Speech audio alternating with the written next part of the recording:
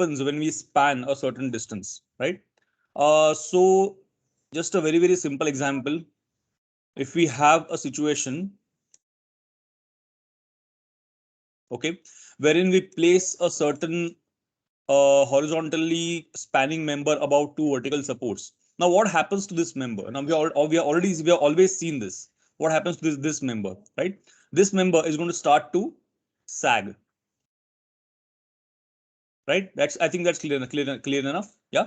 And we have learned about how much this sagging will happen. You have learned about how much this deflection will be, all of these things. Yeah.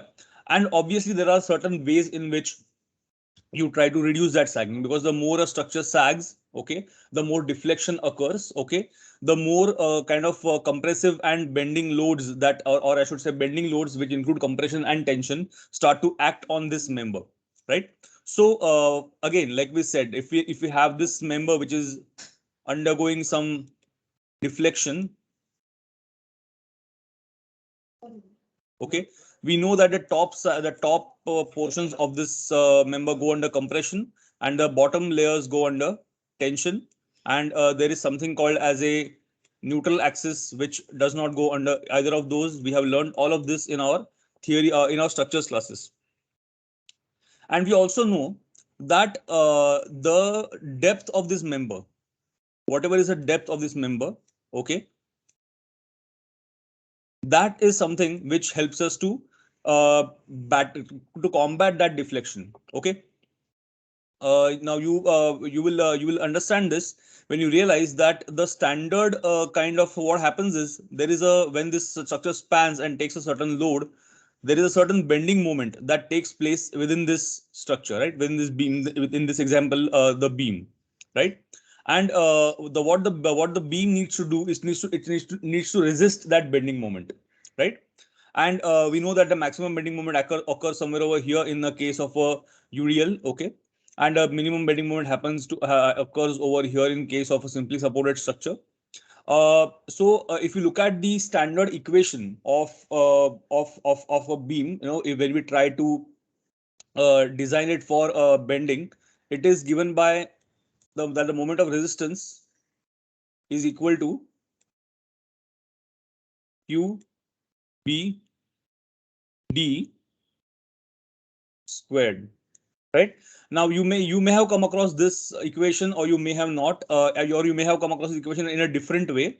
Yeah, but the standard idea of it is very simple, that the Q here is a constant, that's kind of that's a function of the material of the beam, okay. B being the breadth, so if this is your beam in section, this is your B, and this is the depth, that is D, or the effective depth, I should say. Okay. Again, don't get too much into the integralities of this, but just try to understand what is happening. Yeah. So what you can understand from this is that if I increase this depth, this moment of resistance will go up, right? Meaning that the beam will be able to it will be able to withstand greater amount of moment, right? Greater amount of bending moment. If I reduce this D, okay, obviously the moment of resistance will go down. So a deeper beam will be able to span more than a shallower beam, right? Simple enough. Also look at this. This is BD squared, right? So if I reduce the depth of the beam, okay, by a certain factor, but I also increase the breadth of the beam. So I reduce this D. Okay, let me just use a different color so it will be clear what I'm doing. So if I reduce the D by a certain amount, this is the new depth of the beam, okay, but I increase the breadth by a certain amount, okay, then I can keep this as constant. And you can see this happening when you look at some things like flat slabs. You have studied flat slabs, in which what happens is, if you cut a section through a flat slab, yeah, what happens is, you have this slab, you have your capitals, right? You have your sorry, the drop panel, I should say the capital, then, and then you have your column over here, right? So what is happening here is that this entire panel is actually acting like a beam, right? In case of the flat slab. So you can see here the depth has reduced to a certain extent, but also the breadth has increased, or the width of the column has increased a great deal, right? So this particular part of the slab itself is acting like a beam. The point of all this is to understand that as we increase the depth, increase this length, increase this span between two supports, okay, these are certain strategies that we go into, that we start to do when we are trying to trying to make sure that this particular member is able to withstand that particular span. Yeah, and that is what we call as a long span structure. Now this is just one of the different strategies that are done when we kind of do this. Okay, so what are some of the other ideas behind it? Okay, right now I'm just going to talk about this conceptually, and then I'll go into the examples of it. Yeah, so again we looked at this example wherein we had this support, right? I placed my vertical or my horizontal spanning member on top of these supports. Yeah, and the member started to sag. Yeah, now we have seen that what happens is that here the bending moment is zero, here the bending moment is zero, here the bending moment is maximum, right? So what do I need to do in order to reduce this bending moment? Yeah, what I need to do is I need to add some moment at these supports, right? Just imagine this, as a rope that is being strung across two bamboos. So you got two bamboos like this, right? One and two, and you got a rope which is kind of strung across these bamboos. It is going to sag. But if I pull the rope from this side and from this side, what's going to happen? The rope's going to, kind of tighten up, and again the deflection will reduce, right? From for the rope. Similarly, if I add kind of these what we call as fixed end moments at the ends of these supports, we are going to get a reduced amount of uh, moment at the center, right? And you can and again, when you do the fixed end moments, you will prove this mathematically. You take up any beam which is simply supported, you calculate the bending moment at the center, and you take the same beam with the same span and same load, and you introduce fixed end moments. This moment will reduce. So if this moment reduces, this required amount of resistance reduces, therefore this required depth reduces, right? That's the simple kind of progression that we come across in such kind of examples. But what are other ways in which you could do this? Now, as we have seen here, we have increased the depth of this beam in order to allow it to span a greater distance. But as I increase the depth or the breadth, so basically either B or D, as I increase it, what starts to happen is that the beam itself will start to experience some added dead loads, right? And it will come to a point where the dead load of the beam becomes so great that the beam itself is no longer able to span that distance that is supposed to span. And so I try to reduce the weight of this beam, right? And there are different ways of doing that.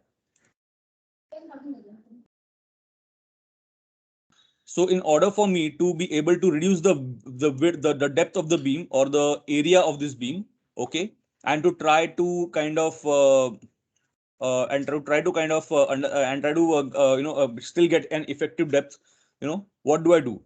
I may for example, let me give you the example of a steel beam. Okay, so suppose you have a steel beam, a steel section.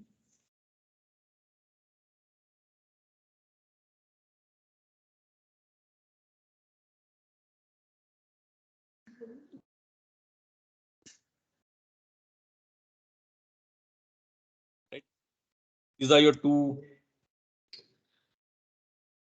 flanges, and then there's the web in between, right? This is the effective depth of my beam, of my steel beam section, I section. Yep. Now this is the neutral axis.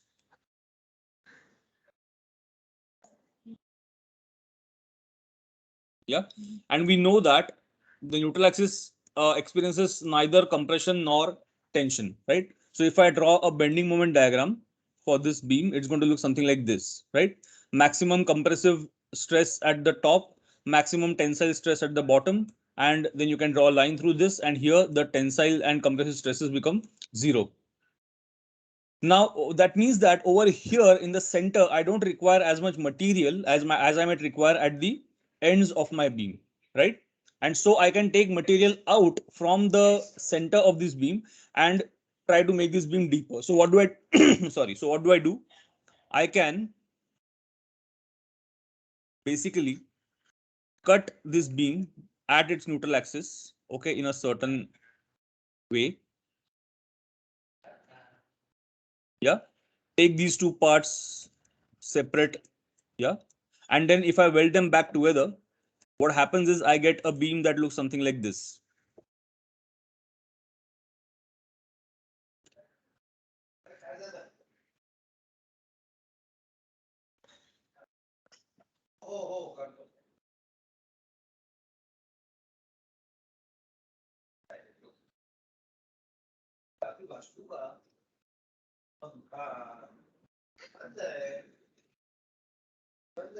Okay, wherein these are hollow parts which basically reduce the dead load, right? But I get an extra depth for this beam, right? If I see what is happening here, this much depth I've actually increased for the beam, and these are what we call as castellated beams. And again, it works in the same principle that I'm increasing the effective depth of my beam without or at least trying to, but not actually increasing the material of the beam, so that the beam's load kind of does not increase as much. Okay, this is one way of doing it, obviously. And then there are obviously the other ways which are quite old ways that are of doing it. That if I have a member which is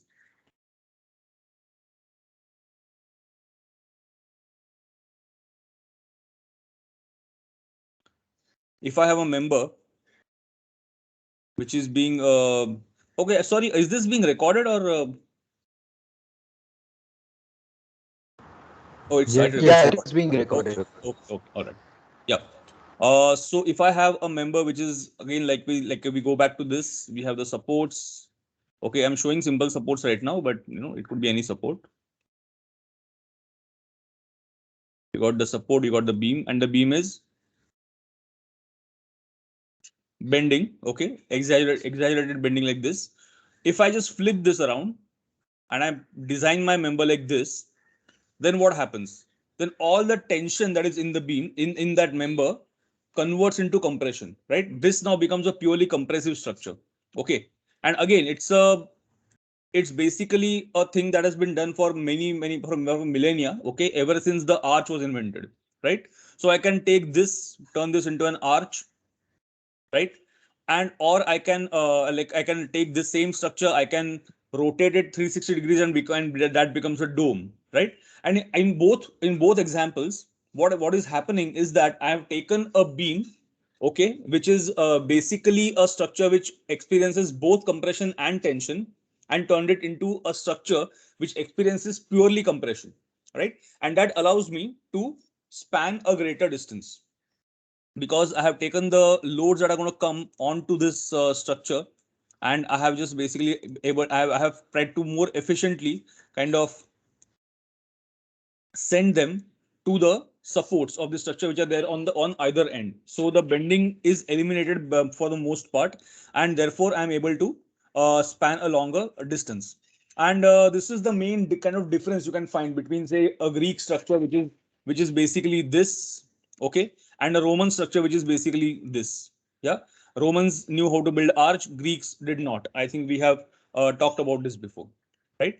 And so these are two fundamental ways in which long span structures are built. Okay, one is by creating ways in by which you can try to reduce the bending of a member, and another in which you can actually try to eliminate bending altogether through structures that are either purely compressive or purely tensile. And so this is what we get, right? We get two types of long span structures, which is a bending structure, which is one type of it, which consists of structures that experience both compression and tension. That is, examples are girders, two-way grids, trusses, space frames, etc. Which all of these I believe you have covered in your structures or your construction classes. Yeah. And the second is the funicular structures. Funicular basically means something that is either in pure compression or pure tension. Okay. It comes from the from a Latin word called funica, which means rope. Okay, funicum, I think, which means rope. And it is called that because you may have heard of a funicular tram, right, or a funicular train. And in that there are two cars, and so it's a one car is here and one car is here along two different tracks, and they are both connected by the means of a single, well, not a rope but a cable, yeah, with a pulley system. And so this rope is always under tension. And so when one car goes down this way, it also by a tensile load pulls the other car up. So basically this is a purely tensile kind of a thing, and so we just kind of use that same logic, okay, of a purely tensile structure or a purely compressive structure, depends on which direction you're talking about the force. And then we get, so what, then we get other parabolic arch or catenary structures, we get cable stayed roofs, vaults, domes, etc. And all of these are known as funicular structures. And you can see here this is a situation where the bending is happening. This is a situation wherein the load is kind of transferred in a way like this, and we'll talk more about that later on. But these are the two kind of broad structural logics that go behind a long span structure. Yeah.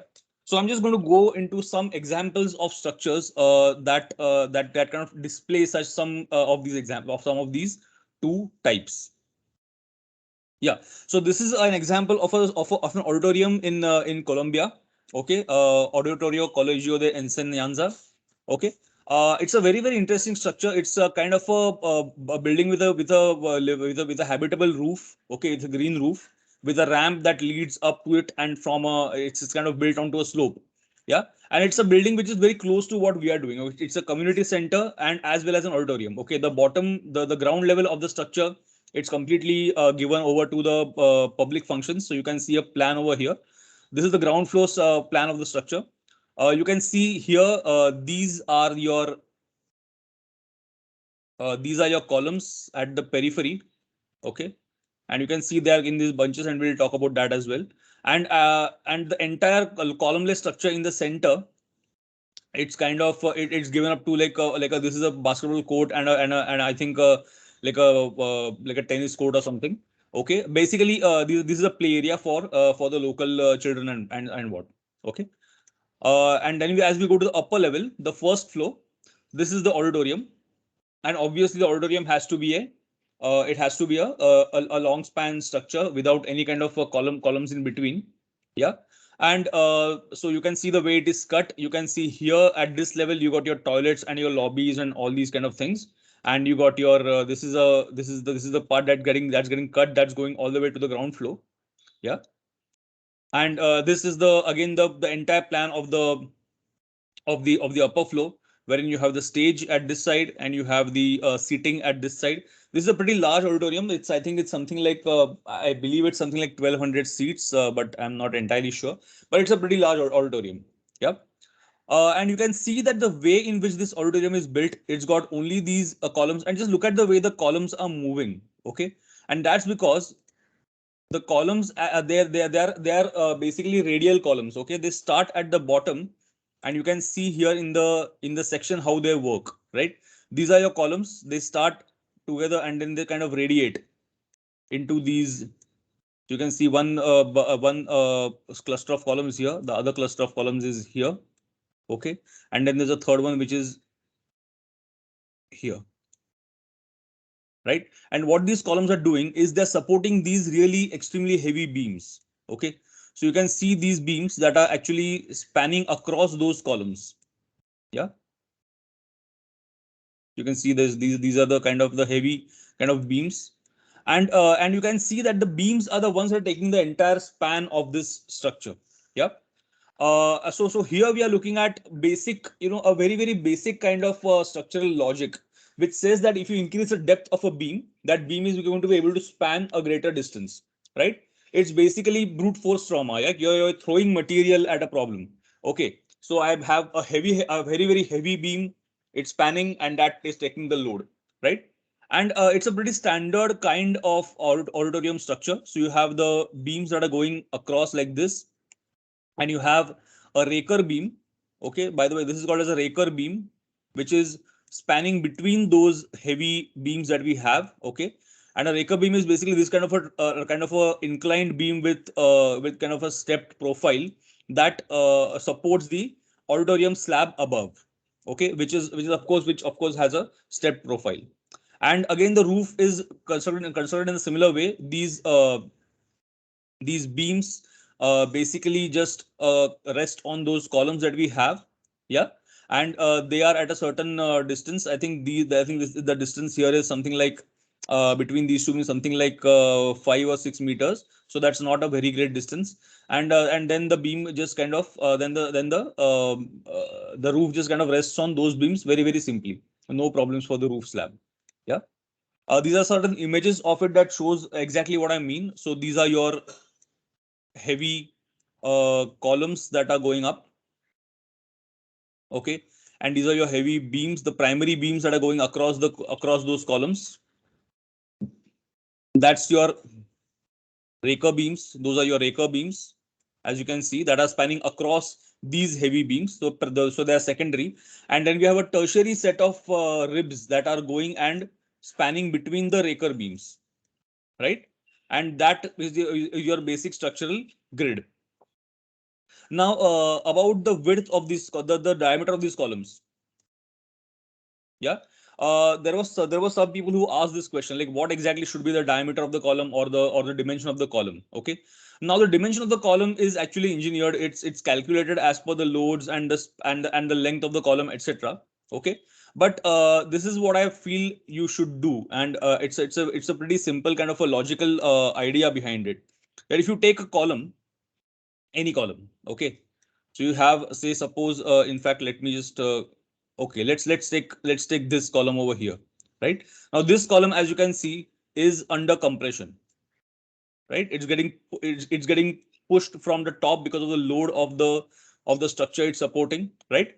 And what is this column going to do? This column is going to, of course, it's compressive, so that compressive load is going to go through the center of this column, right?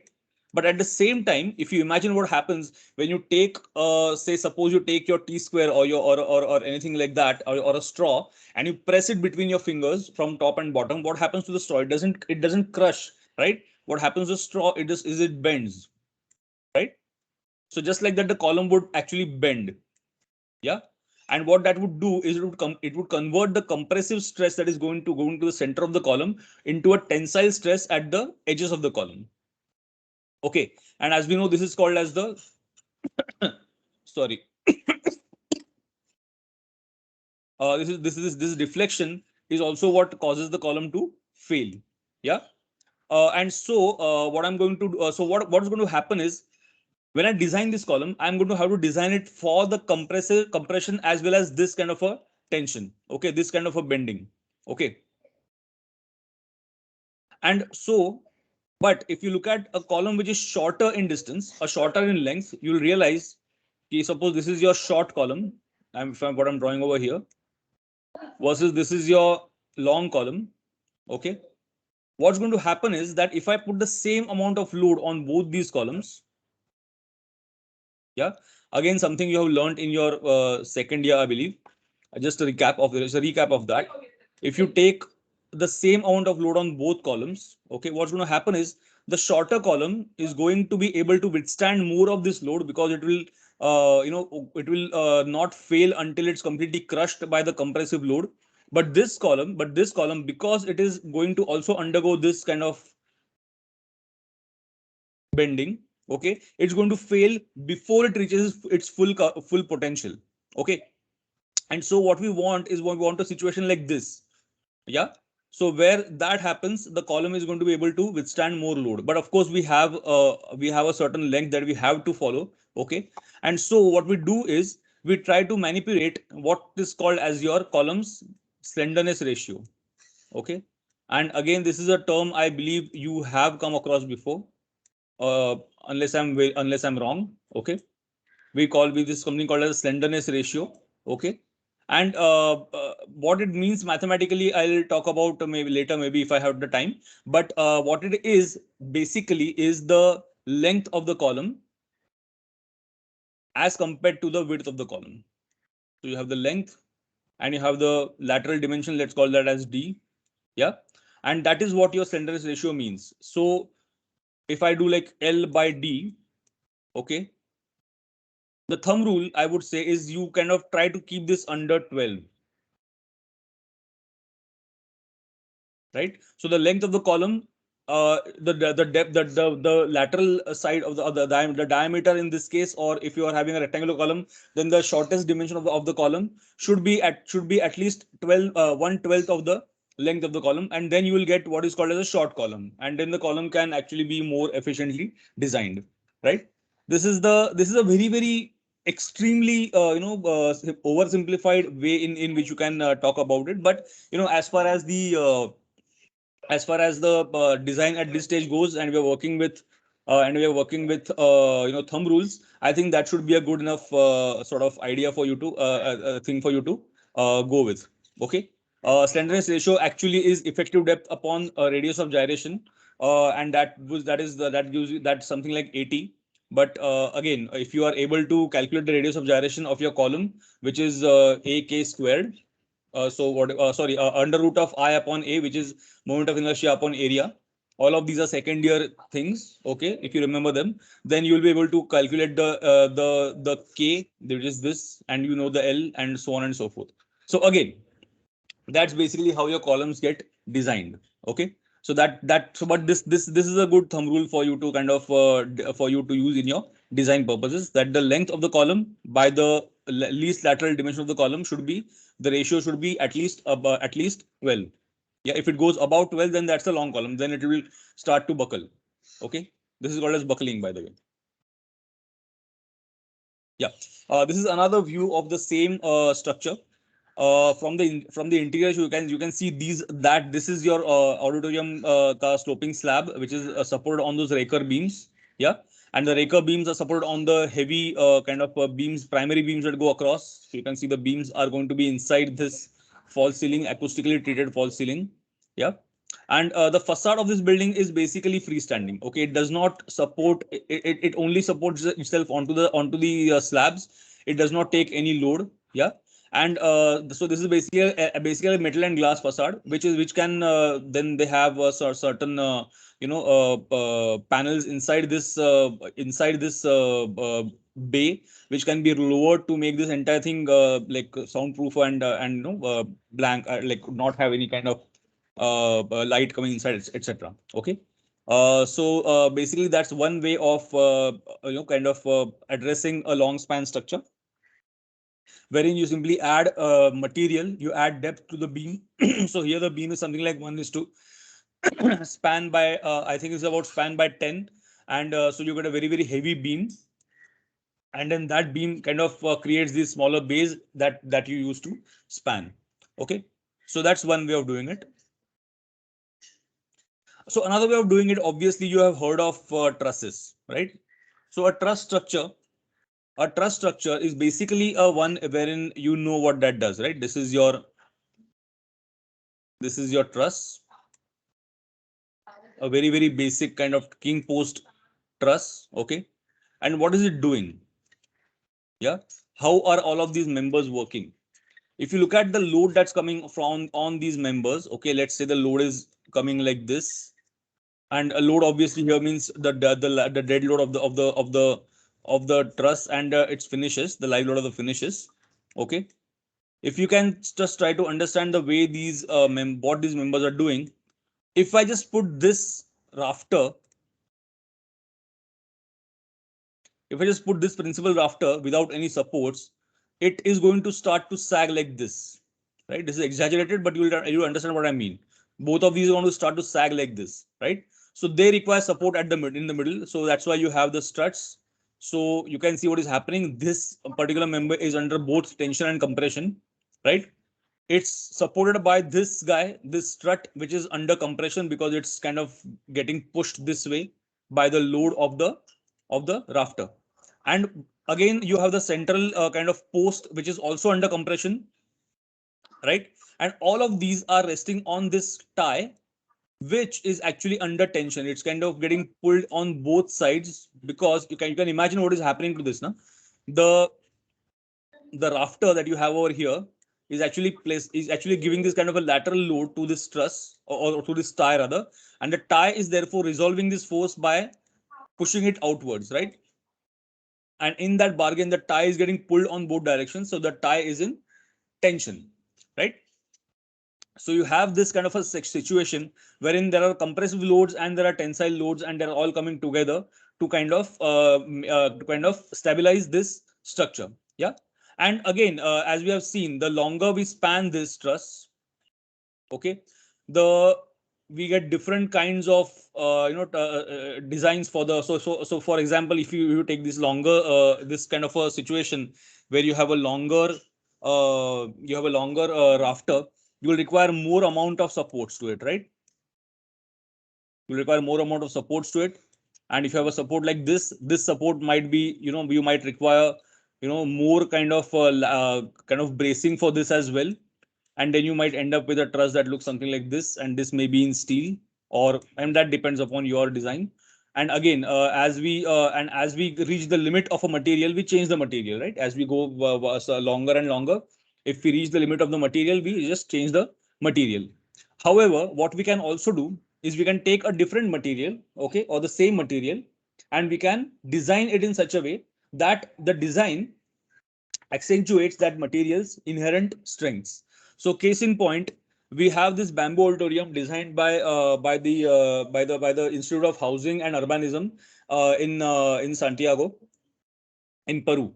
Okay, and what we can see over here is that they have actually used bamboo as a material to build this open air auditorium. Okay, and you can look at and you can see the way that this particular design has been done. Okay, what it does is that it basically you can see that it tries to reduce the longer spans of a bamboo, because again, bamboo, if you span it longer, you require more number of bamboos placed together in order to take that compressive load that's going to come on it. Okay, but a bamboo is very very good under tension, because a bamboo is actually made up of these parallel fibers, right?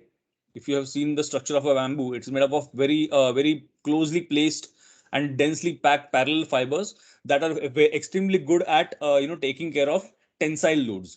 Okay, and so what we need to do in the truss is make sure that most of these members undergo tensile stresses. And if the member is going undergoing compression, because if you take a bamboo and you compress it, the bamboo is going to bend, right? So we need to have either a greater number of bamboos kind of bunched together, okay, or we need to have shorter bamboo members. So agar ye bamboo member itna hai, so we need to have some kind of a support in between, so that this member does not span a very long distance. Yeah. And then when it's under tension, then that member can be much longer, and it can be a smaller member as well, because that's the inherent strength of the bamboo member. And so this is a plan of that particular. So you have two different. This is kind of a three-dimensional truss. Okay, so you have two different ways in which this truss works. So you have you have the lateral loads, which are over supports, which are over here. These are the external columns on two ends of this span, and sorry, and you have trusses which are actually kind of inclined, okay, to come and meet at a certain point. So you can see this is what is happening. Okay, and here you have another structure which I'll show in a section. Okay, that kind of creates this a platform at the top. Okay, and that also helps in helping kind of taking care of the rain that is going to come in this particular situation. Okay, and we'll just see that what happens in this. This is much clearer in the section. So you have these kind of RCC stub columns, which are kind of acting like buttresses for the truss. And the truss is kind of, you can see from here, this member is actually sloping backwards. Okay, and meeting another member that comes from the other side. And then these are your tensile kind of ties that go and actually meet at this point. Okay, where there is a where there is a gusset plate kind of a situation, and I'll show that in detail as well, which has got another kind of smaller compressive members that come from the top like this, supporting these longer members. Okay, and we can see this more clearly from the other side as well. So you can see these are your those longer members which are actually coming from both sides. It's like I said, a three-dimensional truss, right? Then if you see this, what is happening over here, these members are actually like becoming like butterfly trusses kind of situations, or butterfly beams, which kind of have different they're kind of radiating out to support different points of at for this rafter over here. Yeah, so that are those are these that you can see. And then you have got the secondary truss, which is kind of coming like this, and you can see here, this is where all those things meet. And if you just see this more in detail, that's what it is. Okay, here there is a steel gusset plate which kind of acts like a like a meeting point or a joining point. That's where the joinery actually happens. uh this is an image of that. So this is that gusset plate that is there in three dimensions. Okay, and that's where all the bamboos come and meet, and they're actually bolted together. So you can see these bolts that are working in that way. This is that meeting point over there.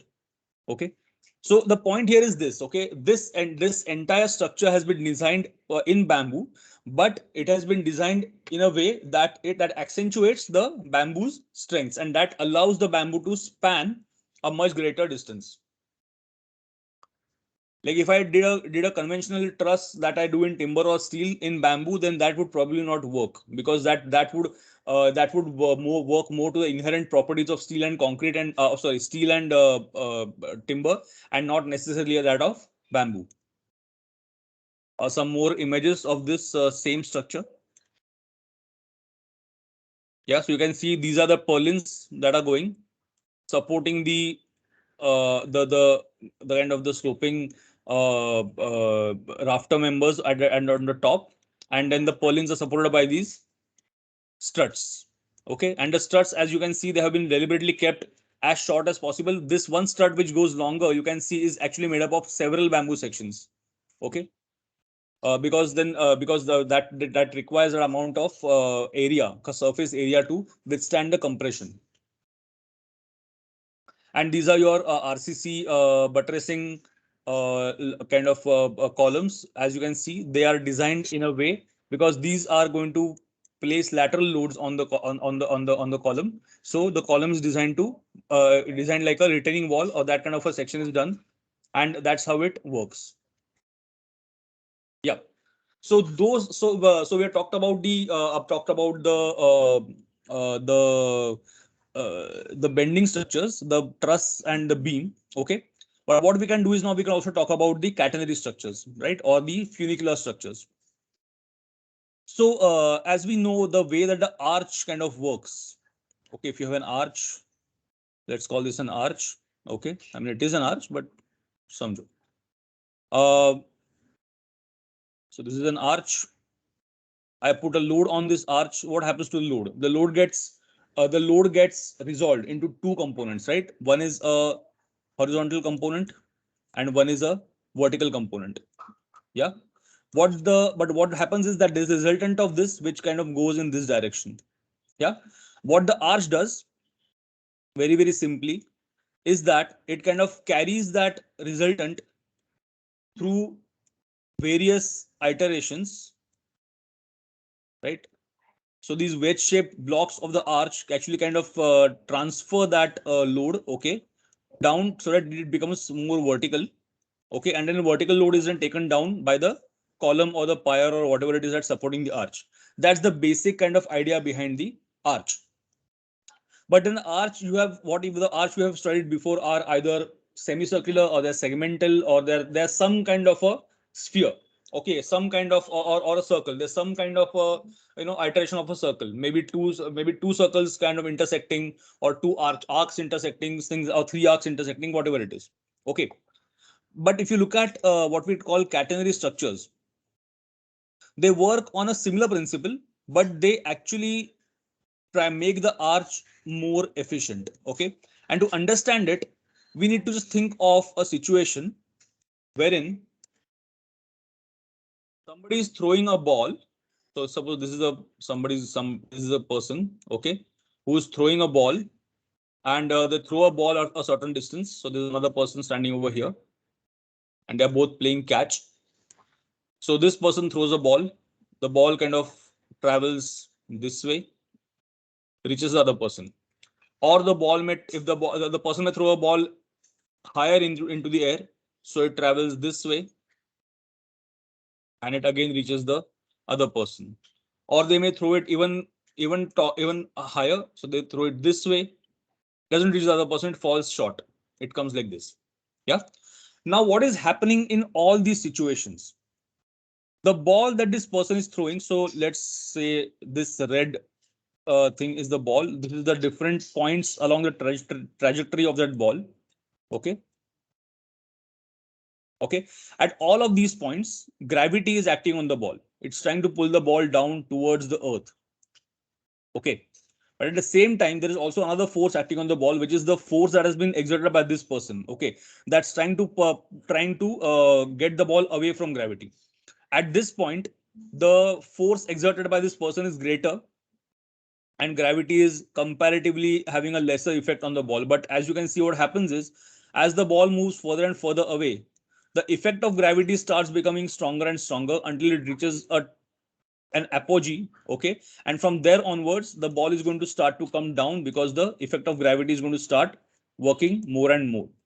Okay, similar to this, right here what is happening is there is more force in the lateral direction than there is in the vertical direction, and so the ball doesn't go too high but simply travels far.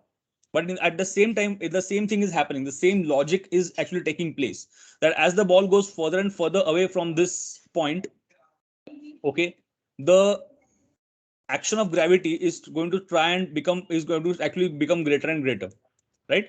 That is what the logic is behind the throwing of this ball, and that's why you get this shape. You don't actually get a sphere, right? No ball actually travels in like a semicircular trajectory. Okay, it will always kind of follow this parabola. Yeah, uh, if you kind of bring this back to our structures, like we learned this, we have a beam that spans like this, and you have a uniformly distributed load on the beam. Okay, what happens to the beam? The beam sags, but it sags in what way? It sags in a parabola.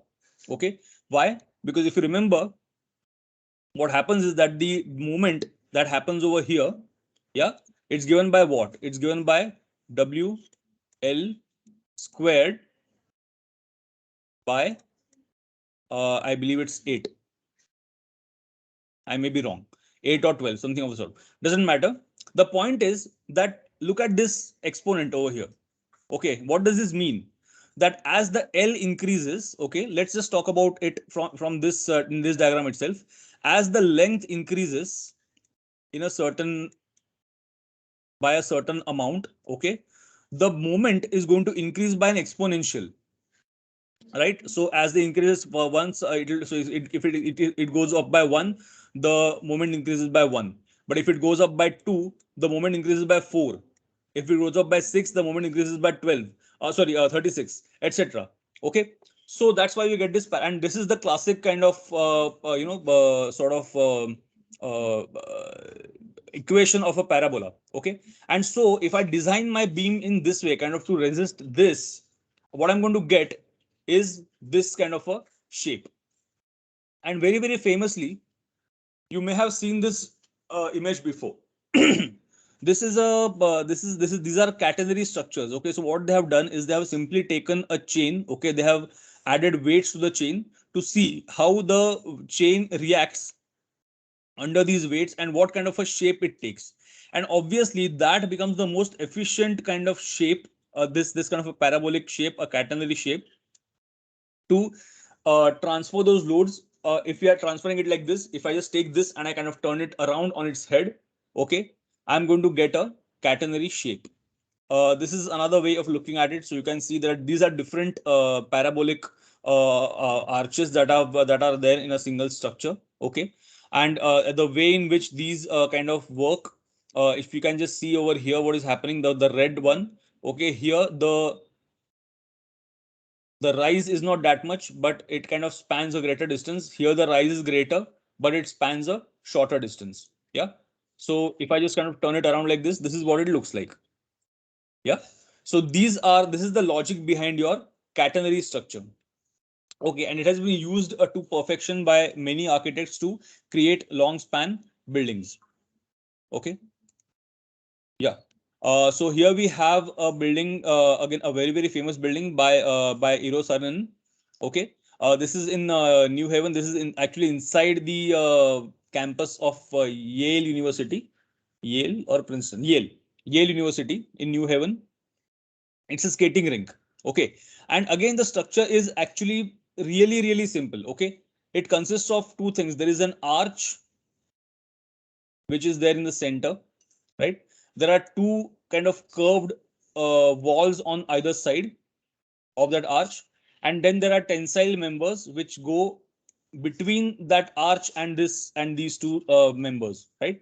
And so this is what it looks like from the inside. So these are your kind of cables that span between the arch and the and the curved wall at the edge, and that allows this entire structure to stand without any column support in the middle, right? uh this is an image of the arch being, so this is the first thing that was actually built. Okay, the building is called the whale because it's got the shape of a whale. Now if you see a whale from top, it's got its backbone and it's got the other kind of the shape from the side. But because this wall is also curved, that's what the building looks like. And you can see the way that this building is put together. Simple. There is a central arch, quite heavy. Okay. Then there are the cables that are running across. The cables actually support the timber roof on top of this structure, on top of this building. Okay. So the timber panels don't really have to span too much. They just have to span between these cables. And what the cables are doing is they're spanning between this arch and the shear wall, which is there on the periphery. So you can see here another section of the building. So this is that arch, right?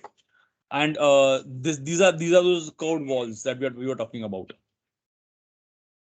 And if you look at a 3D of this building, you can see more clearly what is happening.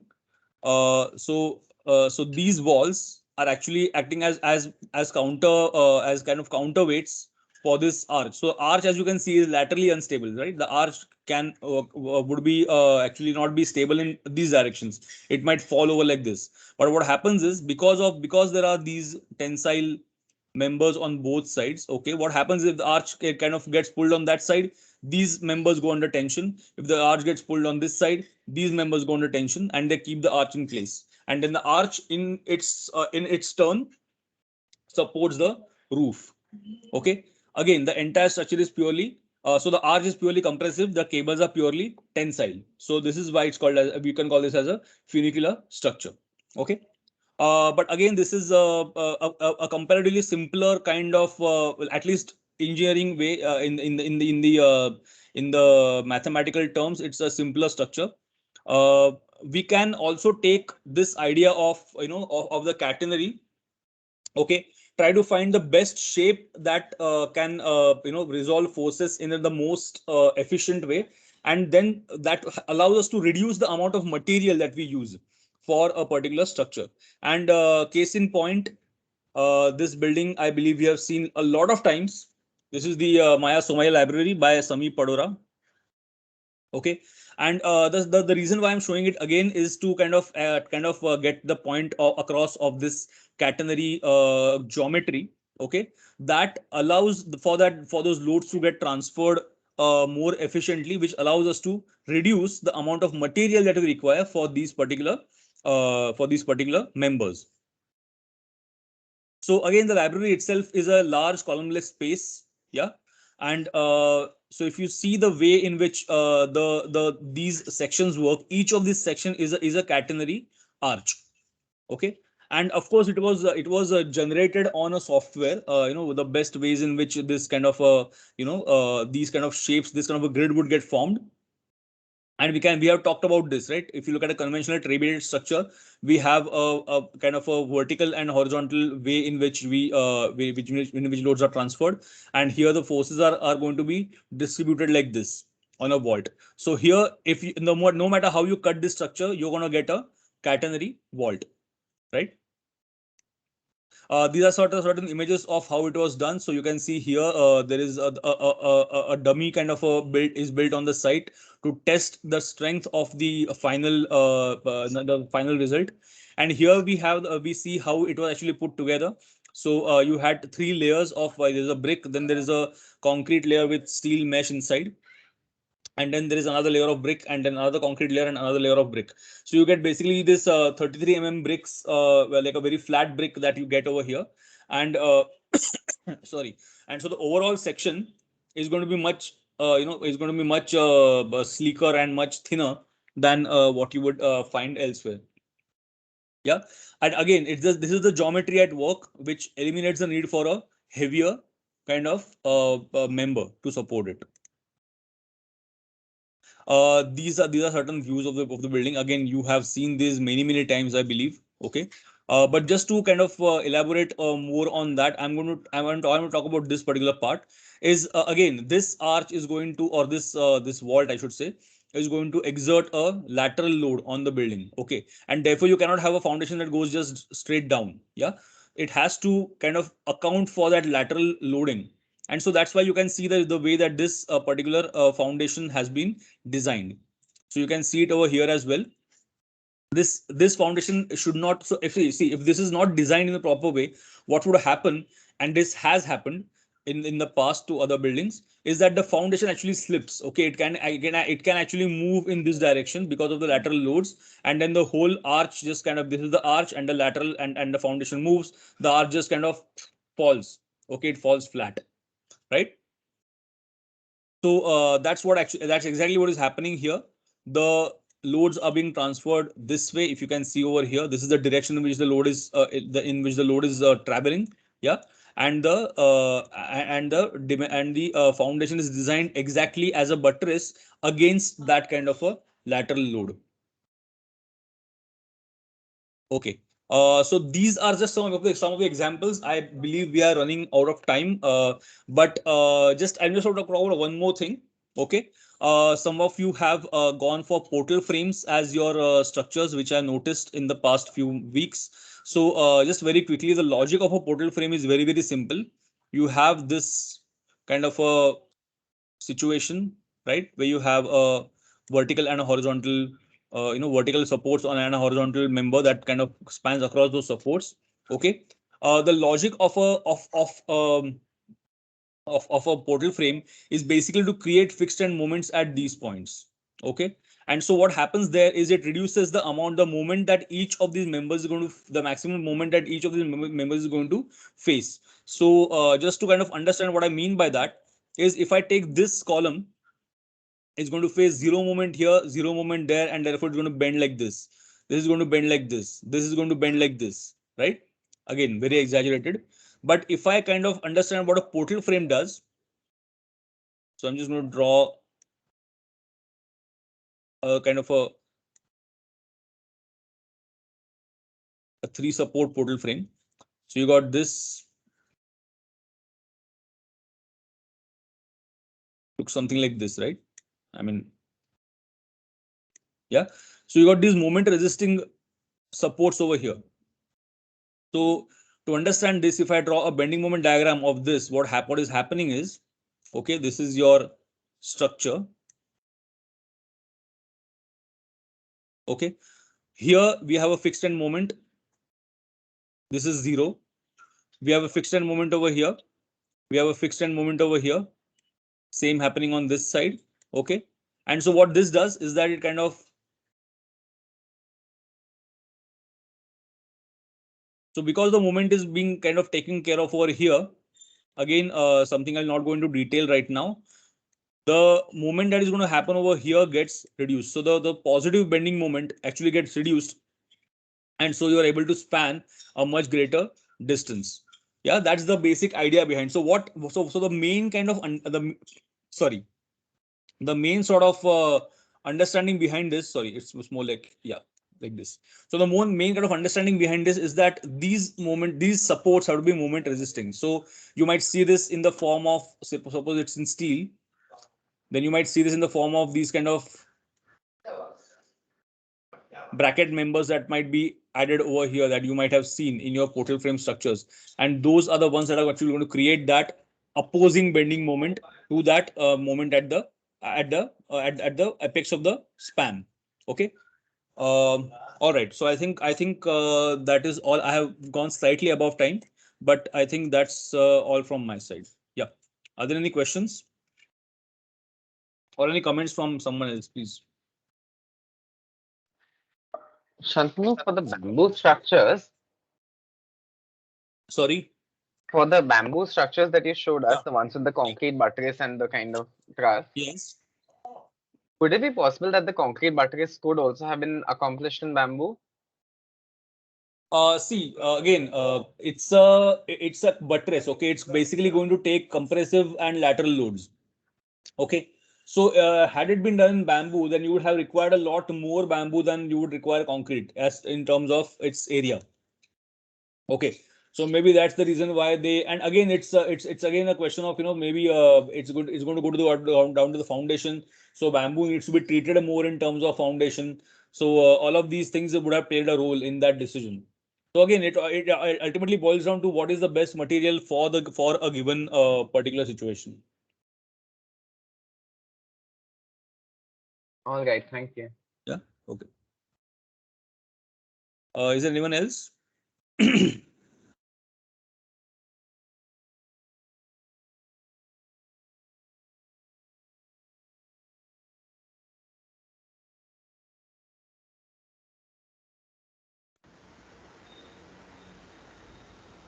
Yeah. Shantanu, being a construction faculty, I should thank you for covering large aspects of structure and construction today. Good attempt. Thanks, man. Okay, since I know comments from the students, I would like to say that Shantanu kind of did a what you say revision of what you all already have been taught. Okay, so Yeah. it's good, a quick kind of a thing. So automatically you can use it. But I think what he's done through the examples, he's actually drawn the lines of forces, and he's also talked about the logic of material. Okay. So the nature of the material, what is good in compression, what is good in tension, and hence why the material is used in a particular way. So that's something which I mean is fundamentally important, which is put across to you all. I think all of you students, though there are very few of you today, all of you students should realize that you should not think as concrete as a default material. Okay. You can use steel, you can use bamboo, you can use cables, you can use various kind of things, but understand the choice of materials as architects is basically to understand the nature of the force and why you're using a particular material. Okay. Please remember, like Shravan, when you ask that question, uh, these are questions which a client will ask you in real life. Why can't you use this? Why can't you use that? And you should have the ability to explain to a client in very simple words why it cannot be used.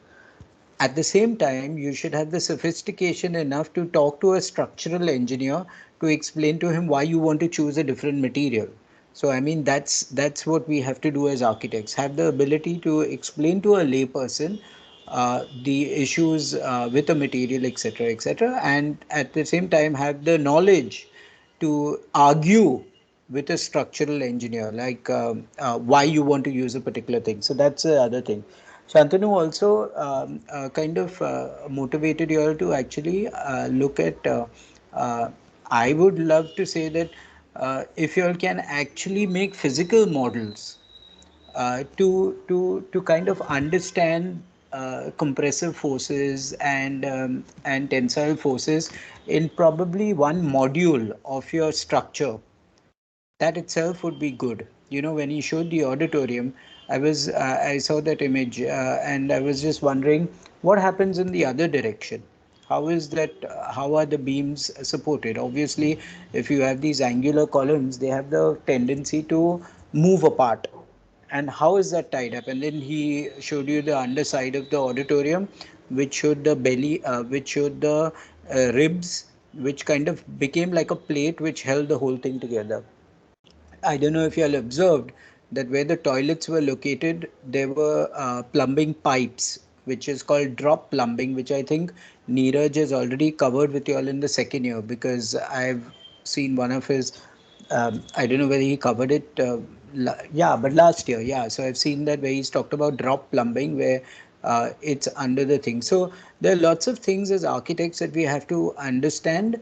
And out here, when he actually showed those things, I would recommend that each of you make a model at 1:50 scale, or 1:, that would be the ideal kind of dimension to understand the forces.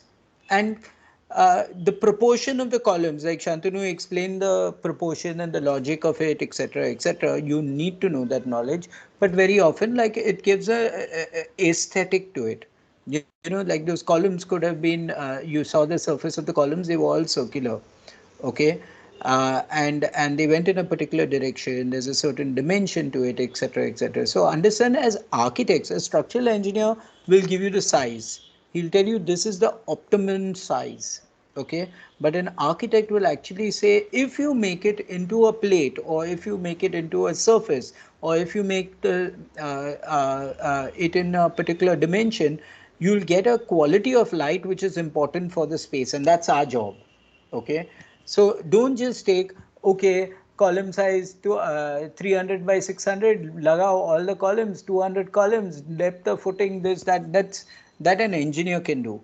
But if you say that the column, which is 300 by 600, now it becomes 300 by 1400, because it's a surface, and I will actually create a texture of the concrete which will actually reflect light in a particular way, then you're talking as an architect. So I think um, one is just do a modeling of it, and I mean, it'll be preferable that you do a physical model. I know you will now make excuses that I don't have material and all that jazz, but believe me, if you're passionate about the construction and technology and design, okay, you will even swim the Atlantic Ocean just to get that material. So understand that, and that gives a thrill to architects, to designers, and you, once you use those models in real life with your client, you'll see the joy in their eyes and understanding of what is said. So please understand that in your contract as an architect, no one says that you have to make 5 models, but it's the excitement and passion for you to understand the way the way the space is created, that you would actually then you then kind of make a model, etc., etc. And it's just for your own understanding and the joy of explaining to a client, explaining to a contractor. That's when you make these 3D drawings. So I mean, good. I mean, I hope it gives you enough food for thought for the rest of the design which you have to do. Yeah. Anyone Thanks, else wants to add on? thanks, Shantanu, for the recap, and more important, being a construction faculty, you contributed on that front. I also did show this for the information of the guides, that I did show last semester's fifth sem portfolios to the students, Okay. by way of amount of work that is done. We had somewhere between 15-16 sheets last time, the intensity of the work, and that we did take up detailing and a drawing called as a synthesis drawing, that actually spoke about what the building was made up of. What were the key component members, key structural members, overall idea of the building, of how the building came together. So I did show them that. And I did tell them that it is high time that they start detailing out aspects, because now more or less plan sections are in place. And I also made them understand that other than this synthesis drawing or a drawing that allows the building to come together, this project is all about having cross sections, good cross sections that speak about the complexity of this building stacked, or functions stacked one on top of the other. So that was what was covered in detail yesterday. Other than other than making them understand that plans need not look as design plans. KRVI students take great pleasure in not labeling anything. That's They don't even write names on their nameplate. So we've seen that earlier. So I've told them to refer to their senior sheets to get to understand how formatting is done, how plans need to be labeled, how schedules need to be made, and how those schedules need to reflect in all aspects of the drawing, be it plan sections, elevations, because door windows reflect in all these three set of drawings. So this, for the general understanding, for those people who are moving at a good pace, the guides can expect this from them. As for those who are struggling, all I can say, all the best.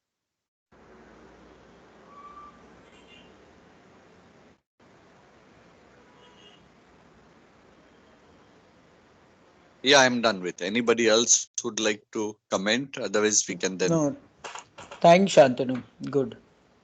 I mean, I hope for the students, I mean, it's a revision of things which are done and understanding also. Yeah. No other comments or no one's there. I mean, there are only 69 in this meeting, and that's Shantanu, Sahil, can me, I so 60. request you to stop the recording and download it, since you've done it, such that, yeah, because I think we are more or less done.